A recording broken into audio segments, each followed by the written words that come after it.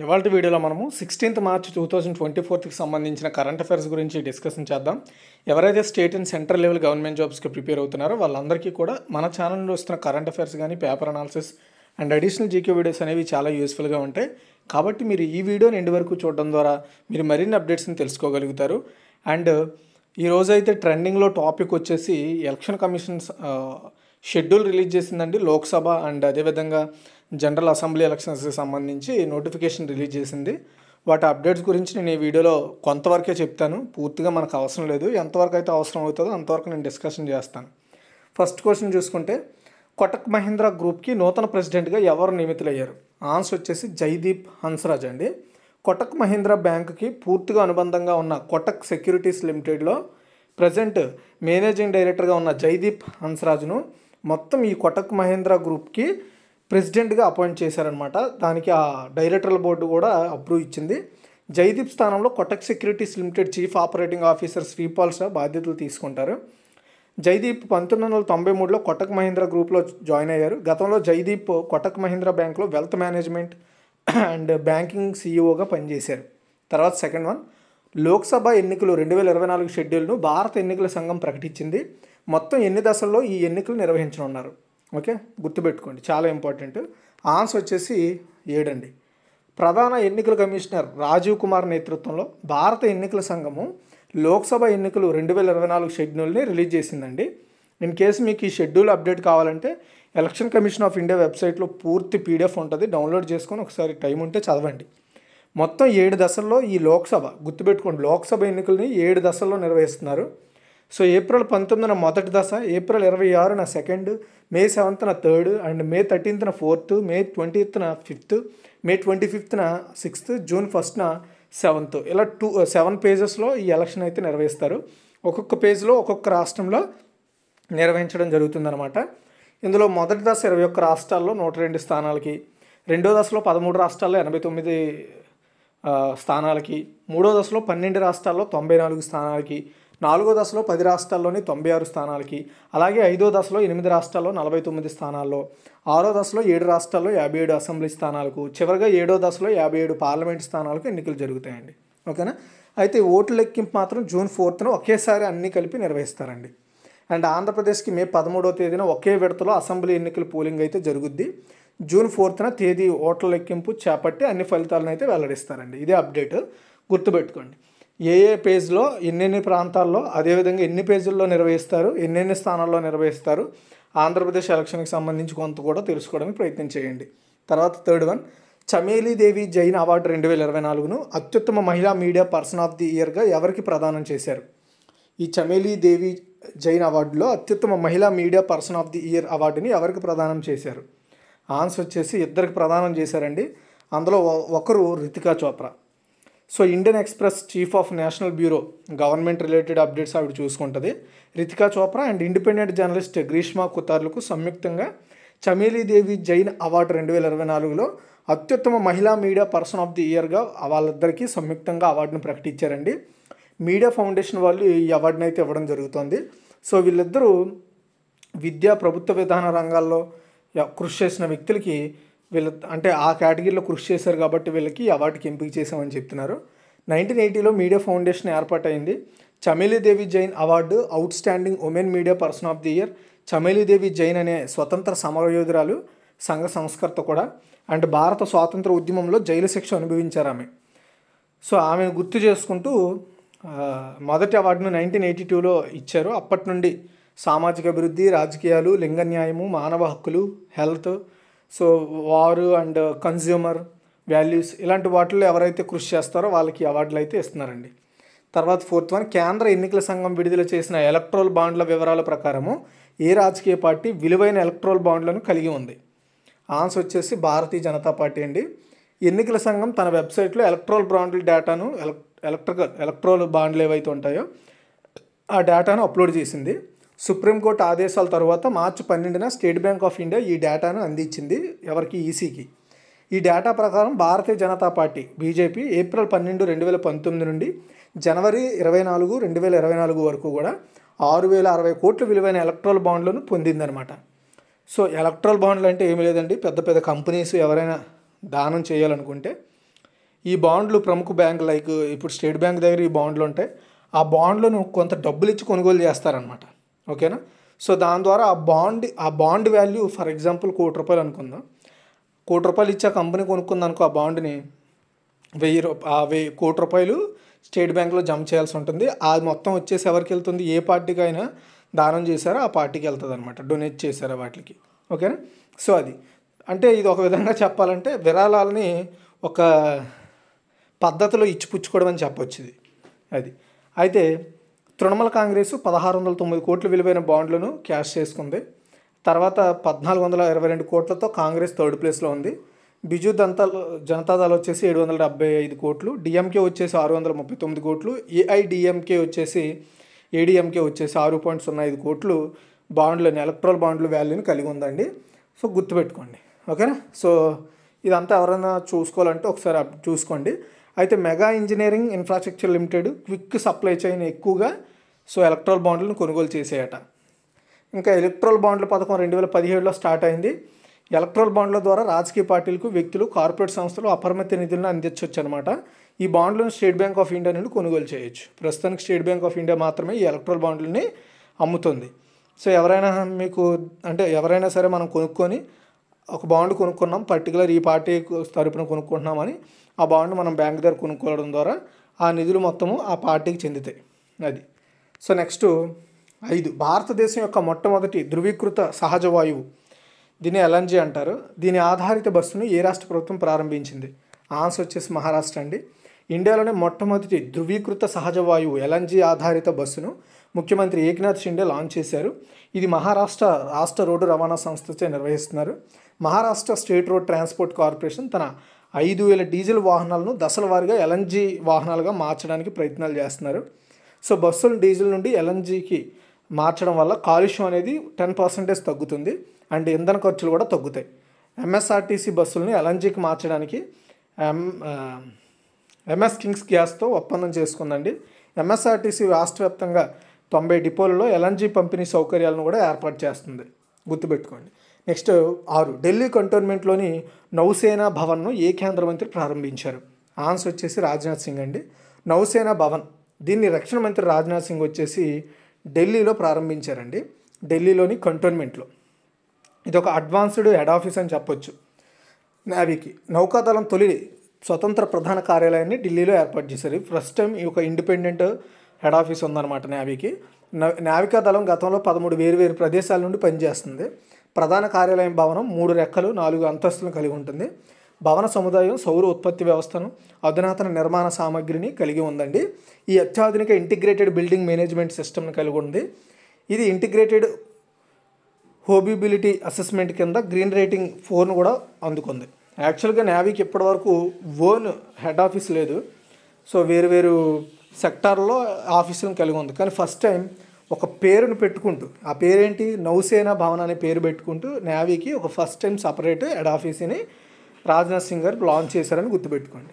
Next 7th one, national time ప్రోటోకాల్ని ఎవరు ప్రారంభించారు? చాలా ఇంపార్టెంట్గా ఇది. ఎందుకు ఇంపార్టెంట్ అంటున్నానో నేను వీడియోలోకి వెళ్ళే ముందు తెలుస్తుంది. ఆన్సర్ వచ్చేసి పీయూష్ గోయల్ అండి. ఇండియన్ స్టాండర్డ్ టైంను ఎప్పటివరకు మనం ఇంటర్నేషనల్ స్టాండర్డ్ టైంని వాడుతున్నాం. గుర్తుపెట్టుకోండి, ఇప్పటివరకు మనం ఇంటర్నేషనల్ స్టాండర్డ్ టైంని వాడుతున్నాం. ఫస్ట్ టైం ఇండియన్ స్టాండర్డ్ టైంను అంటే దీన్నే ఇంకా మనం ఒక ప్రామాణికంగా వాడాలి. ఇంటర్నేషనల్ స్టాండర్డ్ టైంని పక్కన పెట్టి మన ఇండియన్ అంటే ఐఎస్టీని పక్కన పెట్టి ఇప్పుడు ఈ ఐఎస్టీని అంటే మీన్స్ ఇండియా అంటే ఇంటర్నేషనల్ ఇండియా ఐతోనే వస్తాయి కాబట్టి అది పక్కన పెడితే ఇండియన్ స్టాండర్డ్ టైంను మనం ఒక మీదట పాటించాలనే ఉద్దేశంతో నేషనల్ టైం ప్రోటోకాల్ని కేంద్ర వినియోగదారులు వ్యవహారాల మంత్రి పీయూష్ గోయల్ గారు ముంబైలో లాంచ్ చేశారు. ఇది మిల్లీ సెకండ్ల ఖచ్చితత్వంతో ఖచ్చితమైన టైంని అండ్ సైబర్ సెక్యూరిటీని మనకు అందిస్తుందంట. పబ్లిక్ దీన్ని time.nplindia.org లేదా time.nplindia.in ద్వారా యాక్సెస్ చేయొచ్చు. ఫరీదాబాద్, అహ్మదాబాద్లోని రీజనల్ రెఫరెన్స్ స్టాండర్డ్స్ ల్యాబొరేటరీలో సమయ మౌలిక సదుపాయాలను కూడా శ్రీ గోయల్ వాస్తవంగా ప్రారంభించారు. సమయ పంపిణీ వ్యవస్థను అమలు చేసిన ఫస్ట్ కంట్రీ మన ఇండియా. బెంగళూరు, భువనేశ్వర్, గౌహతి, ఢిల్లీలో ఆర్ఆర్ఎస్ఎస్ఎల్లో ఈ సంవత్సరం చివరి నాటికి అటామిక్ క్లాసులు కూడా ఇన్స్టాల్ చేస్తారు. ఇంతకుముందు గ్లోబల్ పొజిషనింగ్ సిస్టమ్ జీపీఎస్ నుండి మనం టైం తీసుకుంటున్నాం. ఇప్పుడు దాని ప్లేస్లో మనం నావిగేషన్ విత్ ఇండియన్ కన్సల్టేషన్, దీన్నే నావిక్ అంటాము. దీని సహాయంతో మనం సొంతంగా ఒక వ్యవస్థను కలిగి ఉన్నాం. ఇప్పుడు దేశవ్యాప్తంగా ఉన్న అన్ని మొబైల్ ఆపరేటర్లు ఈ సిస్టమ్తో టైంని అయితే మార్చుకోవాలని సూచన చేశారండి. ఓకేనా, అంటే ఇక మీదట మనము ఇండియన్ స్టాండర్డ్ టైంని వాడాల్సి ఉంటుంది. So reference of time.nplindia.org national time ప్రోటోకాల్ని పాటించాల్సి ఉంటుంది ఇక మీదట అందరూ కూడా గుర్తుపెట్టుకోండి, చాలా ఇంపార్టెంట్. నెక్స్ట్ 8, ఇథనాల్ 100 ఆటోమేటివ్ ఇంధనాన్ని ఎవరు ప్రారంభించారు అంటే పూర్తి స్థాయి ఇథనాల్ 100% ఇథనాల్తో పూర్తి స్థాయి ఇంధనాన్ని ఎవరు ప్రారంభించారంటే హర్దీప్ సింగ్ పూరి అండి.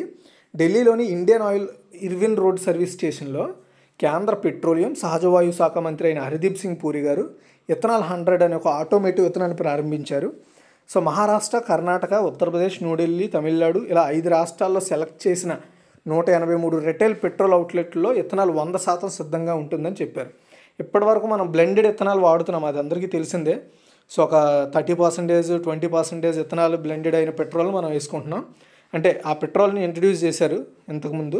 ఇప్పుడు కేవలం ఇథనాల్తో నడిచే ప్రత్యేకమైన ఇంధనాన్ని లాంచ్ చేశారనమాట. ఓకే, గుర్తుపెట్టుకోండి. సో ఇది ఒక విప్లవాత్మక ఇంధనంగా హర్దీప్ సింగ్ పూరి గారు అయితే చెప్తున్నారు. సో ఇథనాల్ 100 అంటే ఏంటి? సో ఇథనాల్ 100 అనేది గ్యాసోలిన్కు శుభ్రమైన పచ్చటి ప్రత్యామ్నాయంగా నిలుస్తుంది. గ్రీన్ హౌస్ వాయువులు, కాలుష్య కారకాల యొక్క తక్కువ ఉద్గారాలను వెలువరుస్తుంది. తద్వారా వాతావరణ మార్పులు ఎదుర్కోవడంలో సో మనం ఏదైతే కృషి చేస్తున్నామో అది ఇక్కడ నెరవేరుతుంది అనమాట. సో దీని ద్వారా పొల్యూషన్ తక్కువ, ఆ పొల్యూషన్ తగ్గించడానికే ఈ ఇథనాల్ బ్లెండెడ్ని తీసుకొచ్చారు. ఇప్పుడు 100% ఇథనాల్తో ఇంధనాన్ని అయితే తయారు చేయడం జరిగిందండి. ఓకే, మీ ఏరియాలో ఇథనాల్ బ్లెండెడ్ పెట్రోల్ మీకు అవైలబుల్లో ఉందా? మీరు వాడుతున్నారా? మీరు ఇంతకుముందు ఎప్పుడైనా వాడారా? సో ఇథనాల్ పెట్రోల్ గురించి మీకు ఏం తెలుసో కామెంట్ చేయండి. నెక్స్ట్ 9, మిల్లెట్ ఉత్పత్తిని పెంచే ప్రయత్నంలో ఏ రాష్ట్ర ప్రభుత్వము మినుములు మరియు ముతక ధాన్యాల విత్తనాలను రైతులకు ఉచితంగా పంపిణీ చేస్తుంది? ఆన్సర్ వచ్చేసి రాజస్థాన్ అండి. రాజస్థాన్ గవర్నమెంట్ మినుములు అండ్ ముతక ధాన్యాల విత్తనాలను రైతులకు ఫ్రీగా డిస్ట్రిబ్యూట్ చేస్తుంది. ఎందుకు అంటే సో మిల్లెట్ ఉత్పత్తిని పెంచాలనే టార్గెట్ పెట్టుకున్నారు వాళ్ళు. 1.2 మిలియన్ల రైతులకు ఉచితంగా మొక్కజొన్న విత్తనాలను, మినీ కిట్లను అందించాలని డిసైడ్ అయ్యారు. సో 8 లక్షల మంది రైతులకు ఉచితంగా పెర్ల మిల్లెట్ అంటే బజ్రా విత్తనాల మినీ కిట్లను అందిస్తారు. రాజస్థాన్ గవర్నమెంట్ 7 లక్షల మంది రైతులకు మరియు 4 లక్షల మంది రైతులకు మూంగ్ సీడ్స్ మినీ కిట్లను కూడా ఇస్తున్నారు. రాష్ట్ర ప్రభుత్వము 1,00,000 మంది రైతులకు జొన్న, జోవర్, చెమ్మట విత్తనాలు ఇస్తుంది. ఇదంతా పక్కన పెడితే దేశంలో మొత్తం మిల్లెట్ ఉత్పత్తిలో రాజస్థాన్ 26% షేర్ని కలిగి ఉందండి. రాజస్థాన్లో పండించే 2 ప్రధాన మిల్లెట్ పంటలు పెర్లి మిల్లెట్ అండ్ జొన్న.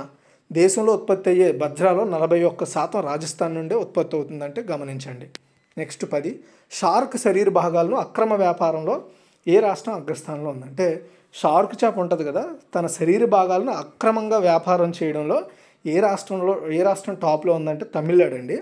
షార్క్ శరీర భాగాలను అక్రమ వ్యాపారంలో తమిళనాడు టాప్లో నిలిచింది. World wide fund for nature India and traffic నివేదిక ప్రకారము జనవరి 2010 నుండి డిసెంబర్ 2022 మధ్య దాదాపు 16,000 కిలోల షార్క్ రెక్కలను స్వాధీనం చేసుకున్నారంట.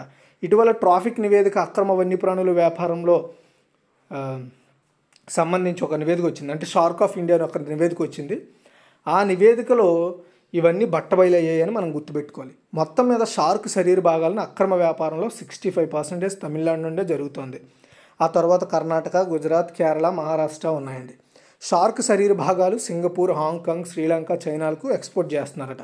షార్క్ రెక్కలు, షార్క్ ఫిన్ సూప్ చేయడానికి ఉపయోగించే షార్క్ ఉత్పత్తిలో వీటికి ఎక్కువ డిమాండ్ ఉంది. భారతదేశంలో మొత్తం 160 సొరచేప జాతుల్లో కేవలం 26 సొరచేపలు అండ్ మాత్రమే ప్రజెంట్ అయితే వన్యప్రాణుల రక్షణ చట్టం 1972 ప్రకారం రక్షణ హోదాలో ఉన్నాయి. కాబట్టి అలాంటి వాటిని చట్టవిరుద్ధంగా వ్యాపారం చేస్తున్నారనమాట. వ్యాపారం చేయడం అంటే మళ్ళీ ఇతర దేశాలకు ఎగుమతి చేస్తున్నారు వాటిని. నెక్స్ట్ 11, ఇటీవల ఏ బ్యాంకుపై భారతీయ రిజర్వ్ బ్యాంకు 1.40 కోట్ల పెనాల్టీ విధించింది లేదా జరిమానా? ఆన్సర్ వచ్చేసి బ్యాంక్ ఆఫ్ ఇండియా అండి. బ్యాంక్ ఆఫ్ ఇండియాపై ఆర్బీఐ 1.40 కోట్ల పెనాల్టీ విధించింది. ఆర్బీఐ డిపాజిట్లపై వడ్డీ రేటు, బ్యాంకుల్లో కస్టమర్ సర్వీసు, అడ్వాన్సులపై వడ్డీ రేటు మొదలైన వాటిపై రూల్స్ను ఫాలో అవ్వలేనందుకు ఈ జరిమానా విధించారండి. Central repository of information and large credits revision in reporting and membership of credit information కంపెనీస్పై ఆర్బీఐ ఆదేశాలను పాటించినందుకు కూడా జరిమానా వేశారు.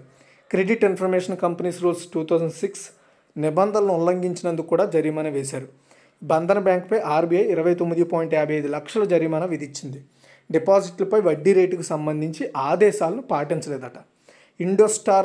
ఇండోస్టార్ క్యాపిటల్ ఫైనాన్స్పై ఆర్బీఐ 13.60 లక్షల కోట్లు జరిమానా విధించింది. ఓకే, ఇది లేటెస్ట్ ఆర్బీఐ అప్డేట్స్. తర్వాత 12, ఇటీవల ఎవరు పివి నరసింహారావు స్మారక అవార్డును అందుకున్నారంటే రతన్ టాటా అండి. టాటా సన్స్ మాజీ చైర్మన్ రతన్ టాటా సో తన విశిష్ట దాతృత్వ కృషికి అంటే డొనేషన్స్కి గాను ప్రతిష్టాత్మకమైన పివి నరసింహారావు 2024 స్మారక అవార్డును అందుకున్నారు. ఆయన వ్యాపార ప్రపంచంలో ప్రముఖ వ్యక్తి రతన్ టాటా. సో ఆయన దాతృత్వ రంగంలో ఆయన చేసిన విశేషమైన అవిశ్రాంత ప్రయత్నాలకు గుర్తింపు వచ్చిందని చెప్పొచ్చు. భారత మాజీ ప్రధాని పేరు మీద పివి నరసింహారావు స్మారక పురస్కారం సామాజిక సంక్షేమం, మానవతా కారణాల పట్ల అసాధారణమైన అంకిత భావాన్ని ప్రదర్శించిన వ్యక్తులకు ఈ అవార్డు ఇస్తున్నారండి. Okay, and Tata sons chairman emeritus Ratan Tata 86th present 86 సంవత్సరాలు. భారతదేశం యొక్క 2వ అత్యున్నత పౌర పురస్కారాలైన పద్మభూషణ్ దేశ నిర్మాణానికి ఆయన చేసిన అమూల్యమైన కృషికి గాను ఇంతకుముందు అవార్డులు అయితే అందుకున్నారు. తర్వాత 13, భారతదేశంలో జాతీయ టీకా దినోత్సవం ఎప్పుడు జరుపుకుంటారు. అండ్ ఇంకొక విషయం, మీకు నచ్చిన మీరు ఎక్కువగా నచ్చే వ్యాపారవేత్త ఎవరు అనేది ఎవరికైనా తెలుసు అంటే ఎవరికైనా చెప్పాలనుకుంటే కామెంట్ చేయండి. సో భారతదేశంలో జాతీయ టీకా దినోత్సవం ఎప్పుడు జరుపుకుంటారంటే March 16 అండి. మన ఇండియాలో ప్రతి సంవత్సరం March 16న జాతీయ ఇమ్యునైజేషన్ డేని అయితే జరుపుకుంటారు.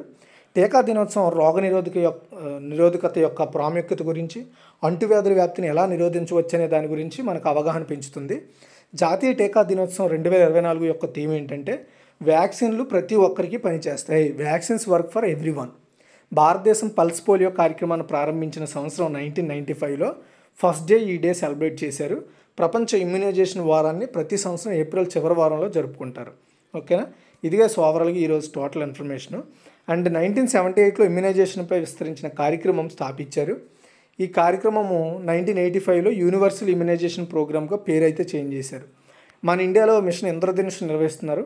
దీని ద్వారా 2 సంవత్సరాల పిల్లలకు అండ్ గర్భిణీ స్త్రీలకు అందుబాటులో ఉన్న అన్ని టీకాలతో పూర్తి టీకాలు ఉండేలా మిషన్ ఇంద్రధనుష్ 2014లో స్టార్ట్ అయింది. అండ్ 2030 నాటికి నివారించగల పిల్లల మరణాలను అంతం చేసే సుస్థిర అభివృద్ధి లక్ష్యాన్ని సాధించడమే ఈ మిషన్ లక్ష్యం అనమాట.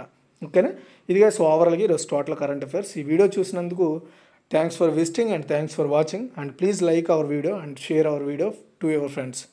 Okay, thanks for watching guys. ఈ వీడియో షేర్ చేయండి అండ్ లైక్ చేయడం మర్చిపోవద్దు.